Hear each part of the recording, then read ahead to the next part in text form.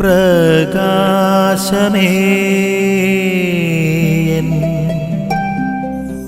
മിഴി തുറക്കുക വേഗം. ഇന്നത്തെ വചനഭാഗത്ത് ജെറുസലേമിന് സംഭവിക്കാൻ വേണ്ടി പോകുന്ന പതനത്തെക്കുറിച്ചുള്ള വലിയ സൂചന ഈശോ നമുക്ക് മുന്നിൽ വരച്ചു കാട്ടുന്നുണ്ട്.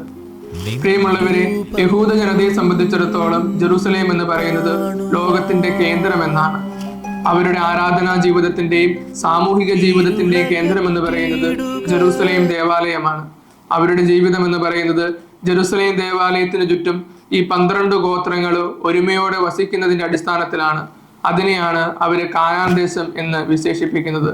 അപ്രകാരമുള്ള ഒരു ജെറുസലേമിന്റെ പതനത്തെക്കുറിച്ച് യേശു ഇവിടെ പറയുന്നുണ്ട്.